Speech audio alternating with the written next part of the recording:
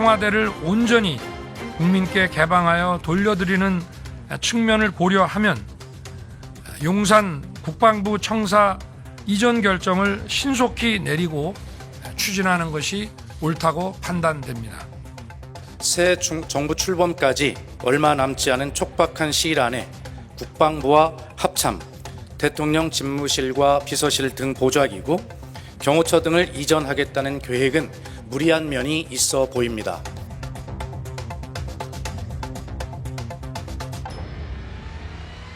지금 정부는 정확한 이전 계획에 따른 예산을 면밀히 살펴 협조하겠다.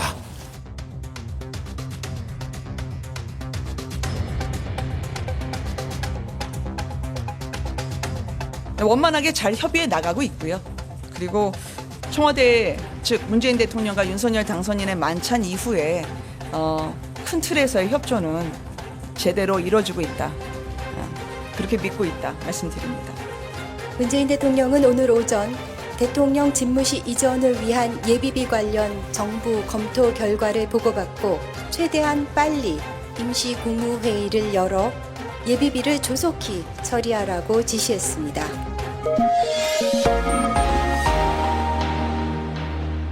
오늘 여의도 사사건건은 최재성 전 청와대 정무수석 그리고 김영우 전 국민의힘 의원 두 분 모시고 이야기 나누겠습니다. 자, 어서 오십시오.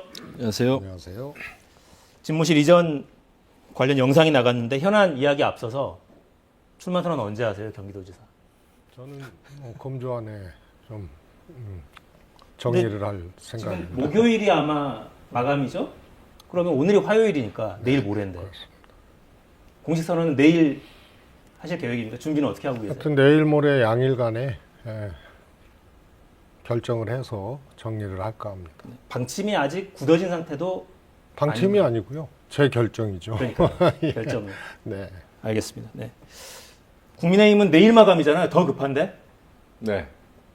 준비를 좀 저 하고 말씀하시는 겁니까? 네. 네, 저도 이른 시간 안에 제 결심을 말씀드리겠습니다. 늦지 않은 선에서. 늦지 않는 선에서 내일 마감인데, 네, 알겠습니다. 말을 아끼시네요. 네, 현안으로 들어가죠. 집무실 이전 예비비 관련해서 내일 이제 임시국무회의에 상정이 될 것 같죠? 일단 인수위에서는 496억 요구했는데 그거에는 좀 못 미칠 것 같고요. 아마 360억 원 안팎이 될 것 같습니다. 이게 요청한 금액보다 좀 줄어든 액수를 올리는 거, 이건 어떻게 좀 해석을 해야 될까요? 우선 490억 원을 올린 것 자체가 굉장히 주먹구구식이었죠. 기재부에서 보고한 바가 없거든요. 그래서 그 전에 이제 부처 이전 비용이 얼마나 들었느냐 해서 얼마 들었다고 하니까 평당 이렇게 계산을 해가지고 어림잡아 한 겁니다. 그래서 그걸 좀 따져보니 적정 액수가 아니다 이렇게 이제 판단을 한 것 같고요. 또 이제 연쇄 이동 비용은 그 중에서 특히 군과 관련된 부분, 이 부분은 좀 아직까지도 안보 공백이라든가 또 현재 이제 군 통수권자인 문 대통령 입장에서는 그것은 좀 바람직하지 않다고 본 것이죠. 그러니까 9일 자정까지는 통수권자는 문 대통령인데 이 통수권 이 기간 안에 뭔가 문제가 생기면 책임은 결국 현 대통령이 져야 하니까. 우리가 이제 흔히 이사를 갈 때는 그 이사 갈 집에 살고 있는 사람들이 딴 집으로 이사를 가야 이제 우리가 이사를 갈 수 있는데. 그렇죠. 예, 지금 청와대와 이제 민주당이 하는 얘기는 국방부가 옆에 이제 합참으로 이사를 가야 됩니다. 그리고 합참 일부가 또 다른 곳으로 이전을 해야 되는데 그 비용은 지금 대주지 않겠다는 거거든요. 그게 한 118억 원인데 그렇게 보면은 지금 윤석열 당선인이 취임 전에 국방부로 청와대 집무실을 옮기는 거, 대통령 집무실을 옮기는 거는 차질을 빚게 됐다. 근데 이제 이런 일이 생기는 그 근저에는 역시 팽팽한 그 긴장감이라 그럴까요? 갈등이 있죠. 문재인 대통령하고 윤석열 당선인이 만나는 회동도 어렵게 성사됐지만 문재인 대통령이 이 집무실 이전과 관련해서는 예산을 면밀히 검토하고 협조하겠다고 그랬는데 결국은 이제 안보 공백이라는 이유로 원활한 협조는 이루어지지 않는 것 같습니다. 그래서 결국은 이 긴장 상태, 갈등 상태가 오히려 대선 연장전인 것처럼 이렇게 되고 있죠. 지금 뭐 인수위와 또 민주당 비대위 간에 엄청나게 힘겨루게 하고 있지 않습니까? 그래서 이런 상황이 결국은 6월 1일, 다가오는 6월 1일 지방선거에 정치권의 시계가 맞춰져 있기 때문에 이 갈등은 계속될 것이다 이렇게 봅니다. 6월 1일까지는 이 상태로 계속 간다고 봐야 되는 건가요? 그렇게 봐야 되겠죠. 조금 다른 견해인데요. 네. 지금 국민의힘이 이제 집권을 했잖아요. 민주당이 패배했습니다. 민주당 입장에서 지방선거를 앞두고 이렇게 소위 말해서 이제 집무실 관련된 문제나 등 여러 가지 문제를 가지고 의도적으로 각을 세워서 과연 지방선거에 도움이 될까 이런 건 한번 생각을 좀 해볼 필요가 있을 것 같습니다. 저는 도움이 안 된다고 보거든요.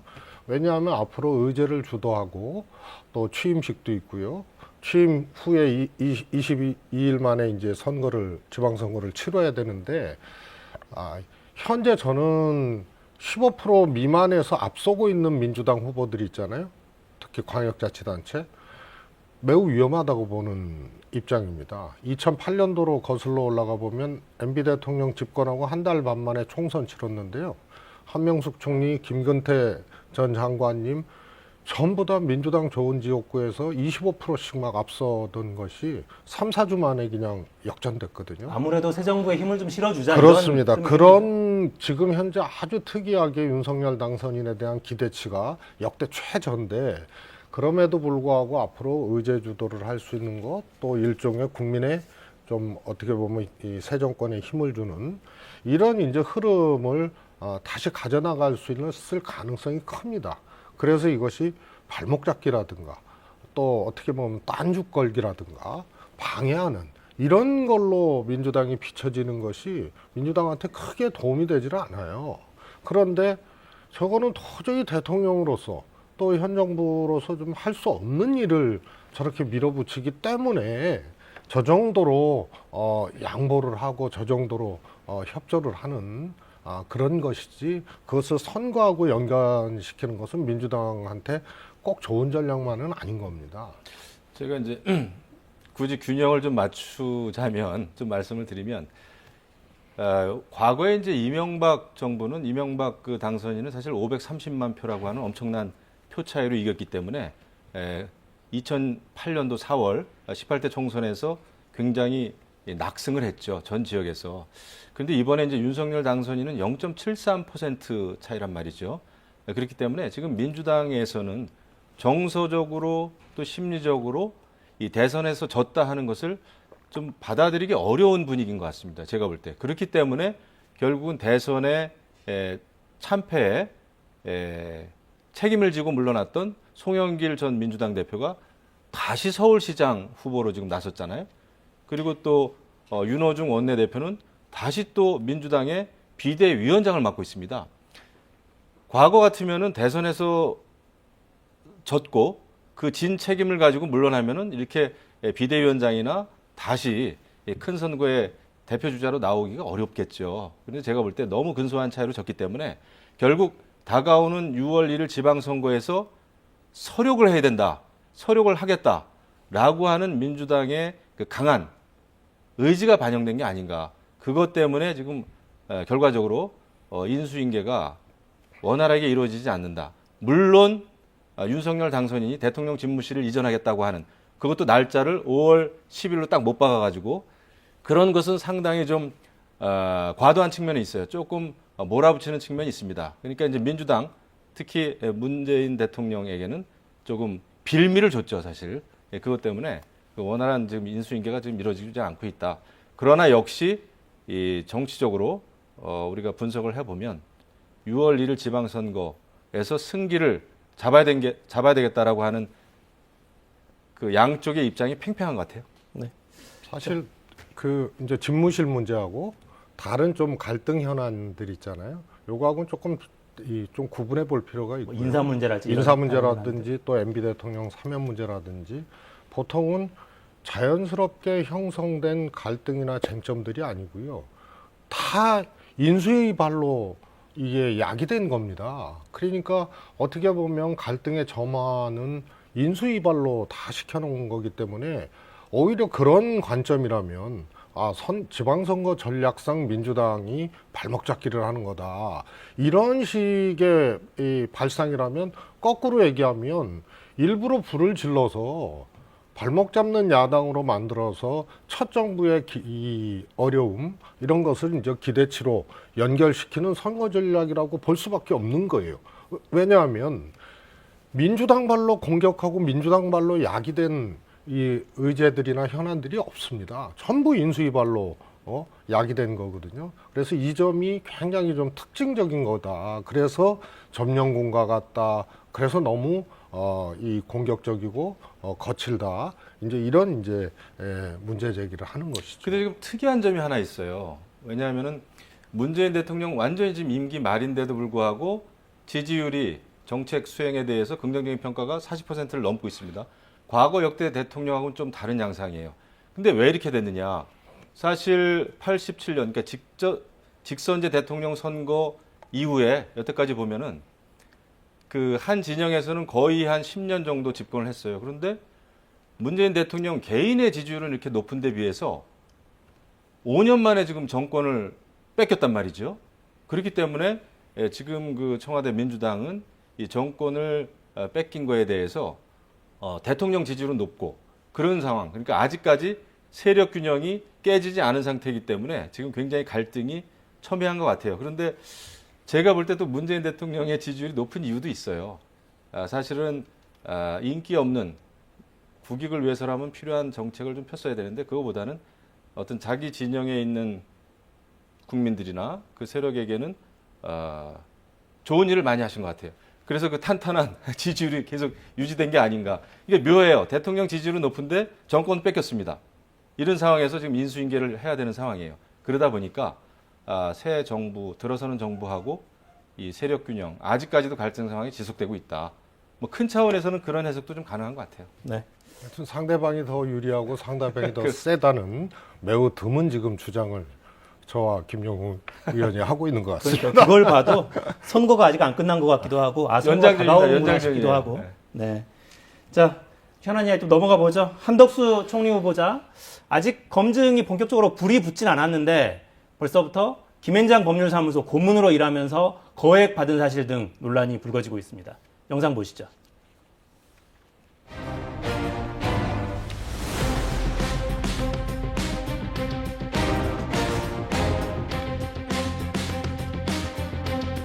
한덕수 지명자의 김앤장 18억 원에 대해 국민들은 의아해합니다. 인사청문 준비 TF는 문재인 정부 인사검증 7대 기준을 기본으로 국민 눈높이에 맞는 인사검증의 원칙과 기준을 정해서 국민 여러분께 보고드리게 될 것입니다.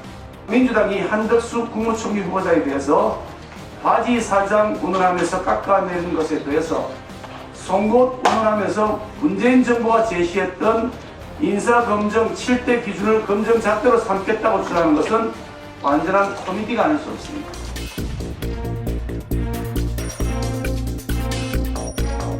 우리가 자료를 명확하게 사실에 기초를 해가지고 잘 만들어가지고 국회에 제출을 하면은 그 청문위원들과 그 여러 언론들에서 다 검증을 하시고 질문하시고 토론하시고 할 텐데 그런 과정에서 저는 하나도 숨김없이 다 말씀을 드릴 겁니다.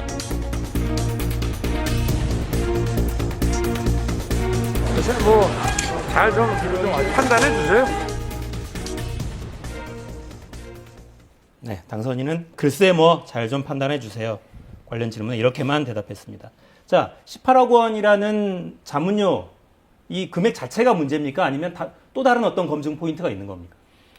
우선 이제 론스타 관련된 것이 하나 있고요. 또 기실 이제 이 공직에 있던 분이 공직을 마감하고 다시 또 김앤장으로 가서 또 거액의 이제 자문료를 받은 그 과정에 소위 이제 론스타도 이제 소위 모피아가 작동했다는 그런 이제 지적 아니에요? 의심이고. 그래서 그런 류의 이제 행위들이 뒷받침이 됐는지 이런 것들을 좀 봐야 될 것 같습니다. 네. 사실 뭐 고문료 18억이면 큰 돈이죠. 사실 국민의 뭐라 그럴까요? 상식적인 선에서 봤을 때는 굉장히 이제 높은 고문료임에는 틀림이 없지만 고문료 자체가 문제가 될 수는 없겠죠. 지금 이제 박홍근 원내대표는 18억, 그러니까 고문료 18억이라는 말을 여러 번 사용함으로 해가지고 그 프레임을 벌써 만들고 있는 것 같아요. 그런데 18억이 문제가 아니라 이제 전문성과 실력이 문제겠죠. 그런데 사실 론스타 문제라든지 또 민주당에서 문제 삼는 저축은행 영업정지 문제 이런 것은 사실 참여정부 때 또 그 씨앗이 뿌려진 거예요. 따지고 보면. 그래서 민주당에서도 한덕수 총리 후보를 무조건 그 론스타라든지 저축은행 문제를 가지고 비판하기에는 자충수가 또 될 수도 있죠.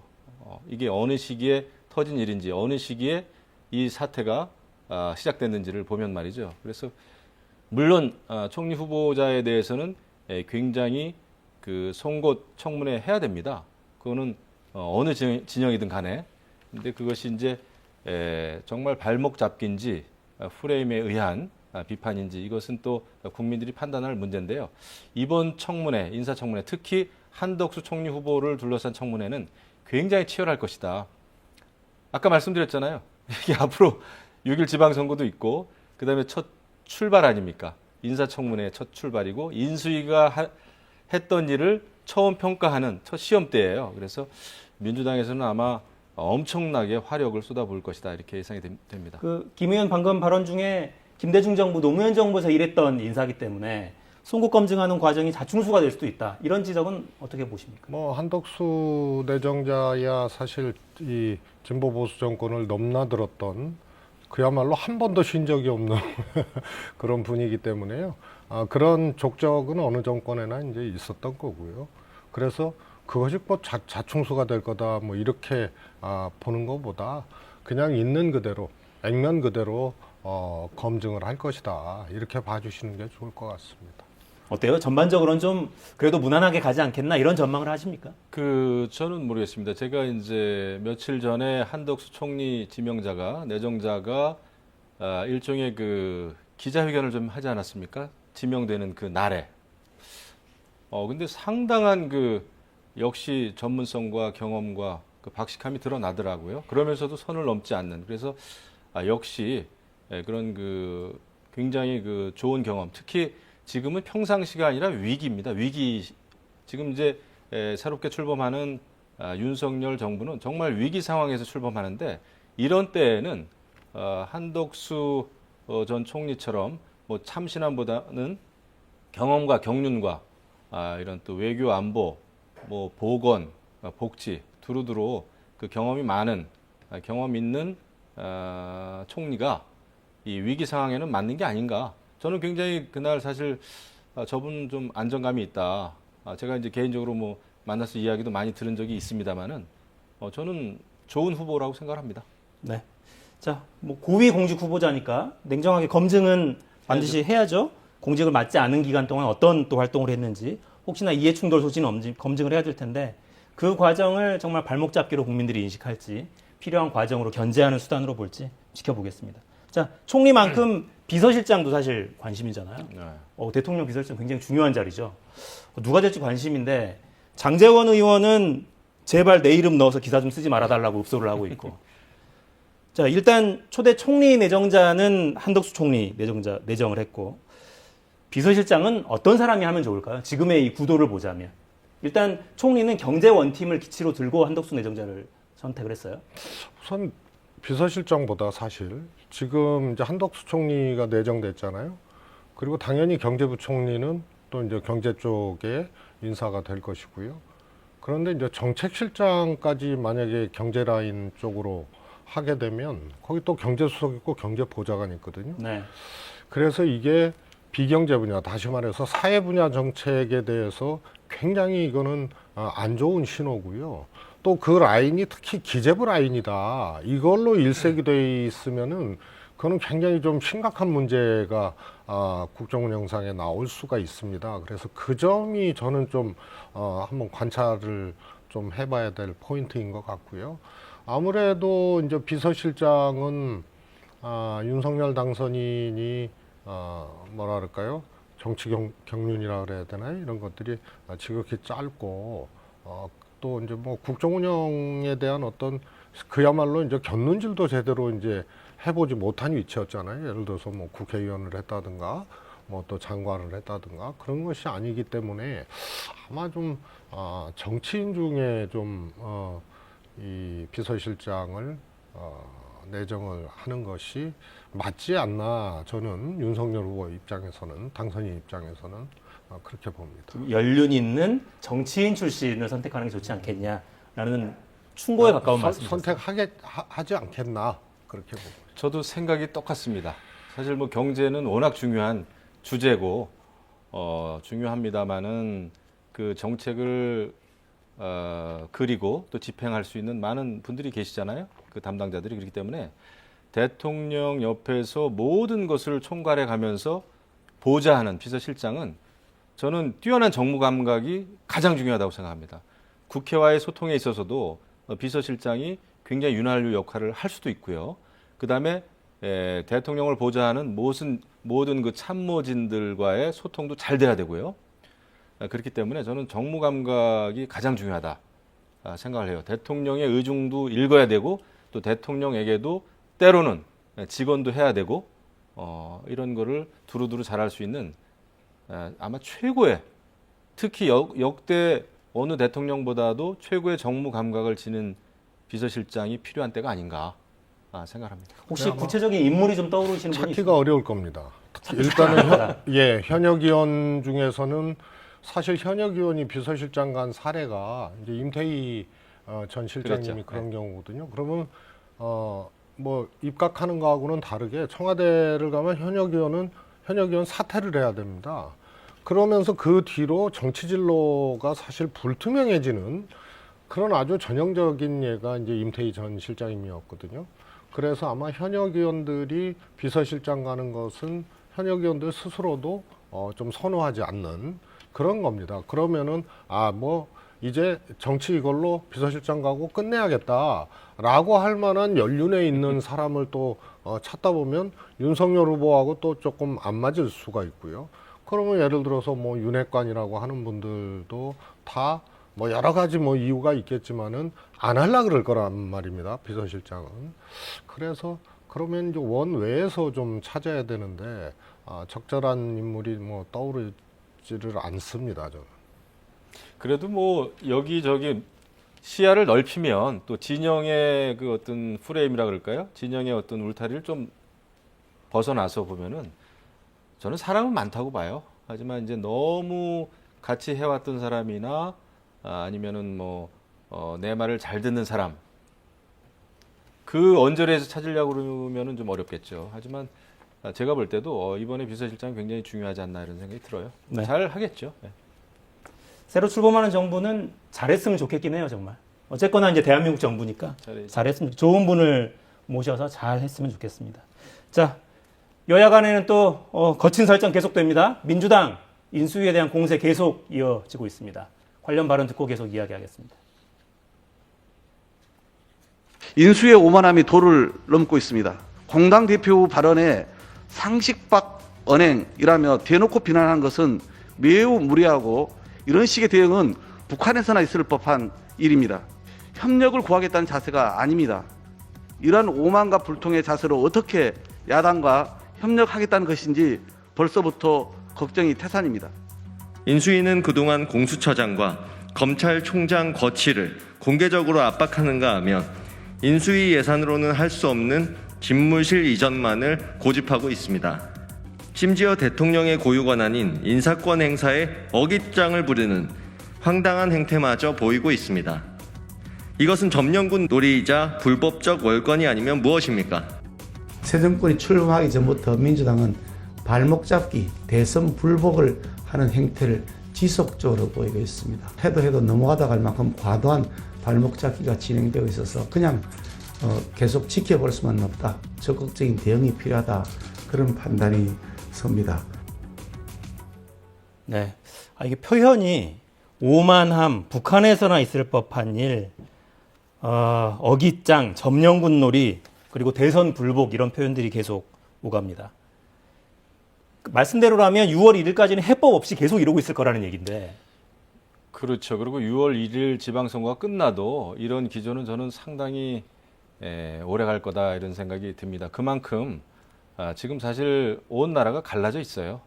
그것 때문에 더더군다나 지금 아직까지 양당 체제에서 여당과 야당이 위치만 바뀌었지 어떤 싸우는 행태나 또 사용하는 그 말이나 말의 수준 이런 거 수위 이런 거는 지금 대선 전하고 똑같지 않습니까? 어떻게 보면 대선 전보다 더 격화됐다 이렇게 보여지는데요. 뭐 상식밖에 언행이라는 말은 북한에나 있을 법한 말이다 그랬는데 지금 김여정 그 대남 담화문 못 보셨습니까? 엄청난 이야기들이 많이 있죠. 뭐 대한민국 그 서 국방장관한테 쓰레기라고 하질 않나. 아무튼 뭐 그건 뭐 다른 문제니까. 어쨌거나 제가 볼 때는 굉장히 문제입니다. 이렇게 가서는 아까 이제 최재성 의원님도 말씀이 있었습니다만은 국민들이 판단할 문제겠지만 이렇게 거친 언행을 해가면서 더더군다나 인수위 기간에 말이죠. 이것은 정말 문제가 있다. 지금 제가 말씀드린 대로 지금은 정말 위기 상황인데 코로나 팬데믹에다가 경제 위기, 뭐 일자리 위기, 모든 게 위기죠. 외교안보 위기인데 이런 상황에서 새 정부가 출범하기 전에 이런 상황이 벌어진다? 저는 굉장히 심각하다고 봅니다. 더더군다나 지금 대통령이라고 하는 권력만 이양이 됐지 국회 권력 또 시민사회 단체라든지 이 사회 권력이라고 하는 거는 아직도 사실은 솔직히 말씀드리면은 민주당 쪽으로 엄청나게 기울어진 운동장이에요. 아직은. 이런 상황에서 국정 운영을 어떻게 펼까? 아마 그런 차원에서 봤을 때 윤석열 인수위 또 새 정부는 정말 각오를 다지지 않으면 쉽지 않다. 말로만 소통 협치 그렇게 가지고는 되지 않고요. 뭔가 비상수단을 써야 된다 이렇게 생각을 합니다. 윤석열 당선인 인수위 쪽에 조언을 좀 해주세요. 사실 굉장히 어려운 국면이긴 하거든요. 야당은 172석 엄청난 거대 야당이 지금 버티고 있고 이 상태에서 어떻게 풀어나가야 지금처럼 이렇게 말폭탄이 좀 덜 오가겠습니까? 우선 인수위 자체의 구성이 뭐 야당과의 이 갈등이나 뭐 이런 문제를 떠나서 이게 좀 통일되어 있지 않은 것 같아요. 그러다 보니까 좀 일사불란함이라든가 일관성이라든가 이런 것들이 내적으로 잘 확보되지 않은 느낌이 들어서 좀 걱정이고요. 그래서 인수위는 그야말로 인수를 하는 거지 접수를 하는 게 아니거든요. 그리고 국정운영의 과제 밑그림들을 잘 그려나가는 건데 당장 지금부터 정책 변화에 해당하는 이런 것을 이 인수위 과정에서 요청을 하고 이러는 것은 예를 들어서 이제 법무부의 권력형 이제 성범죄 관련법 문제죠. 네. 이런 거는 제가 보기엔 싸움을 거는 거예요. 그러면 정권을 뺏겼다고 현 정부에서 가져왔던 기조나 정책 방향들을 인수위 기관에 이것에 대해서 변경을 요구하고 이렇게 하는 것은 그것은 온당치가 않은 겁니다. 그래서 느낌이 벌써 내부가 잘 정리가 안 돼 있다. 그리고 앞으로의 국정운영 그림이나 과제 설정보다 지금 어떻게든 이걸 접수해서 빨리 뭔가 좀 지금부터 깨나가고 바꿔야 된다. 그러니까 불통의 오만에 마치 브레이크 없는 이 폭주기관차나 자동차와 같은 그런 느낌이 드는 거죠. 이 점을 좀 인수위에서 아마 국민들도 그렇게 느끼고 계실 겁니다. 조금 유념을 해야 되지 않나 싶습니다. 네. 이제 최근에 미국의 새 행정부 들어선 다음에 그 대북 정책이 어떻게 흘러갈 거냐가 굉장히 관심사였고, 근데 그 뒤에 굉장히 긴 기간 동안 아직 리뷰가 끝나지 않았다라는 입장만 반복됐었던 게 꽤 길었거든요. 근데 그때랑 비교해 보면 지금 우리 인수위는 조금 더 빠르게 간다는 느낌이 들긴 하네요. 그러니까 뭐 대북 정책 같은 경우에는 워낙 그 관련된 나라들도 많고 하기 때문에 그 리뷰 기간이 오래 걸리죠. 하지만 이제 국내 정치에 있어서는 사실 그 장시간 대선 캠페인 기간이 있었잖아요. 그런 대선 캠페인 기간 동안에 공약도 내걸었고 후보가 어떤 생각을 하는지 공약을 내세웠었습니다. 그리고 인수위 기간에 이제 그 공약을 집대성하는 기간입니다. 그리고 이제 과거 인수위 때도 보면은 뭐 정부 조직 개편안이라든지 엄청나게 큰 변화죠. 그런 것도 이제 발표를 하고 그랬는데 이번에는 이제 대통령 집무실 이전이라고 하는 그게 사실 큰 좀 걸림돌이 좀 됐어요. 제가 볼 때. 그거에서 시작해가지고 지금 이제 대통령직 인수가 원활하게 이제 이루어지지 않는 상황인데 인수위도 이제 조금 지혜롭게 접근할 필요는 있겠죠. 현재 워낙 뭐 박범계 법무부 장관이라든지 이런 분들은 뭐 아주 드러내놓고 당선인이나 인수위하고 각을 세우는 분 아닙니까? 이런 상황에서 인수위가 앞으로 새롭게 그리는 그림을 실행하기 위해서는 좀 더 빨리 가기보다는 좀 더 세밀하게 갈 필요도 있겠다라는 생각을 합니다. 이것이 지금 인수위 단계에서부터 지금 이제 야당하고 이렇게 이제 부딪히게 되면은 국정 운영에 있어서 그만큼 부담이 되는 거거든요. 그래서 그런 점은 뭐 민주당이 발목 잡는 것도 문제는 있고 인수위가 또 서두르는 것도 지금 상황에서는 조금 문제가 있지 않나 이런 생각을 좀 해봐요. 양비론 같지만은 뭐 현실이 그렇습니다. 네. 정권 2학기에 튀어나왔던 그런 화두들이 집무실 이전, 대우조선해양 대표 선임 뭐 이런 것들이어서 좀 난데없다는 느낌들은 받을 수밖에 없는 상황이긴 했거든요. 잘 풀어갔으면 좋겠어요. 일단 첫 단추를 꿰는 과정이 부드럽지 않았던 것만은 뭐 누구도 부인할 수 없는 것 같긴 합니다. 자, 이제 선거 상황 잠깐 좀 이야기를 하고 마무리해야 될 것 같네요. 자, 먼저 국민의힘 원내대표 권성동, 조혜진 의원 두 사람이 출마 선언했고 김도우 의원은 오늘 일단 불출마하겠다는 입장을 짧게 입장문을 냈더군요. 문의가 많아서 알려드립니다. 출마하지 않겠습니다. 권성동 의원을 추대하자 이런 목소리도 당내에 좀 있긴 있는 모양입니다. 똑같습니다. 원내대표 뽑을 때는 항상 갈등 상황이 격화되느니 누군가를 추대를 하자. 아니다. 민주정당에서 웬 추대냐. 정정당당하게 정책 대결하자. 그거는 늘 있어왔던 문제예요. 그래서 지금도 똑같은 일이 벌어지고 있는데 다만 지금은 이제 정권 2학기고 새 정부가 출범하느니만큼 여러 가지 또 주장하는 바가 다르겠죠. 근데 제가 볼 때는 어쨌거나 그 출마하고자 하는 후보가 있으면은 경쟁을 해야 되는 거죠. 물론입니다. 경쟁을 잘해야 되고 그래서 오늘 이제 두 분의 의원이 출마 선언을 했는데 저는 좋은 경쟁이 될 것이다 이렇게 봅니다. 두 분 다 경력도 있고 경험도 있고 특장점들이 다 있는 분들이에요. 그래서 이번에 새로운 정부와 함께 출범하는 원내 지도부 저는 기대를 하고 있습니다. 네. 사실 협치의 가장 중요한 잣대일 수도 있어요. 어떤 원내대표를 뽑느냐. 어떤 주문을 좀 해주시겠습니까?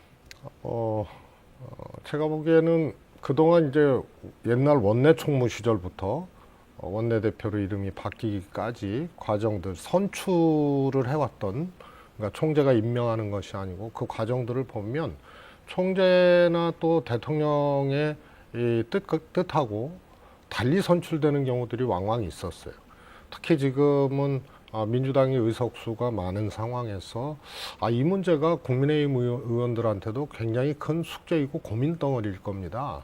그런 점에서는 제가 보기에는 벌써 추대 이런 얘기가 나오는 것 자체가 굉장히 원시적인 거거든요. 그래서 오히려 이 윤석열 당선인과의 소통 강도를 얘기를 한 이제 권성동 의원의 리더십이 있고 또 조혜진 의원의 리더십이 있는데 이변이 일어날 가능성도 저는 있다고 봅니다. 그런 점에서 그래서 의외로 좀 흥미로운 조금 이 선거가 되지 않나 싶습니다. 네.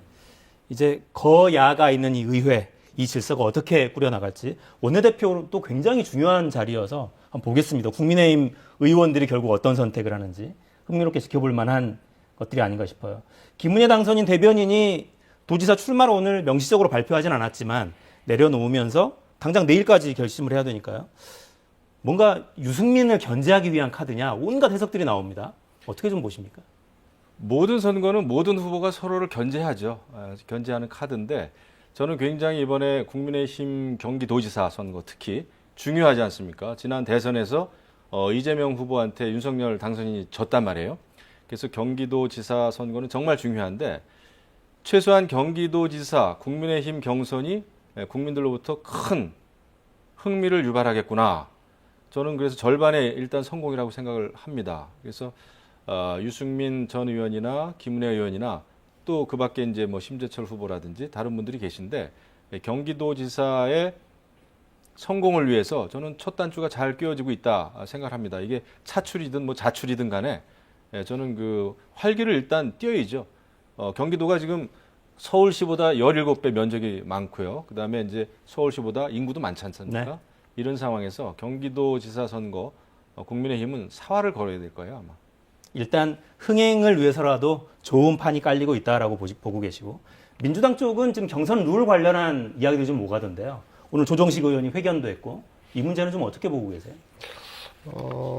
뭐 조정식 의원의 이제 개인 의견이죠. 개인 의견이고, 지금 김동연 이제 새로운 물결 대표하고 민주당하고 이제 합당은 선언했지만 아직 합당이 되지 않았거든요. 그렇죠. 그래서 저 룰도 결국은 중앙당에서 이제 정하는 거기 때문에 꼭 저 방식대로 되리라는 보장은 없습니다. 저는 개인적으로 5대5라는 조정식 의원의 주장대로 해도 김동연 저 대표가 그렇게 불리하지는 않은 룰이라고 보는데요.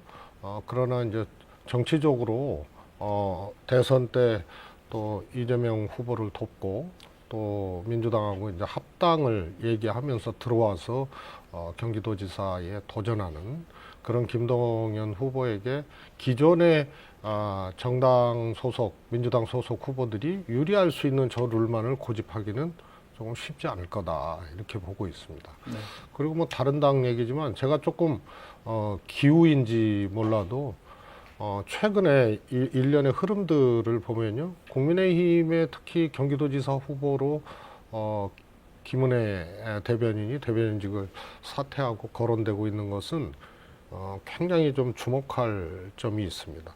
유승민 대표 같은 경우에는 사실 대통령 선거 내내 안 도왔거든요.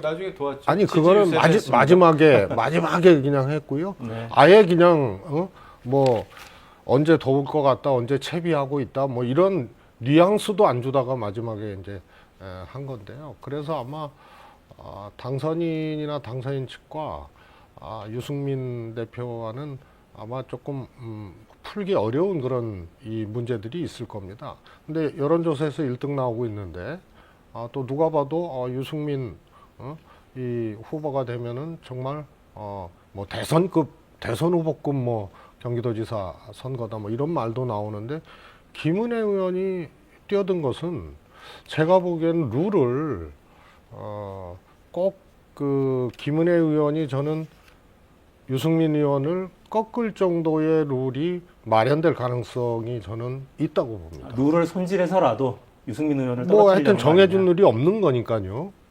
그래서 그거를 그냥 여론조사 100%로 할 수는 없는 거거든요. 그러면 유승민 후보가 이기는 거죠. 그런데 김은혜 의원이 뛰어들었다는 거는 그거는 그냥 단순히 흥행을 위해서 정도의 문제로 해석할 문제가 아니지 않느냐 이렇게 보고 있습니다. 알겠습니다. 흐름을 굉장히 흥미롭게 또 보고 계신데 어떤 방향으로 흘러갈지 좀 지켜보겠습니다. 자, 지금까지 김영우 전 의원, 최재성 전 수석 두 분과 함께했습니다. 감사합니다. 감사합니다.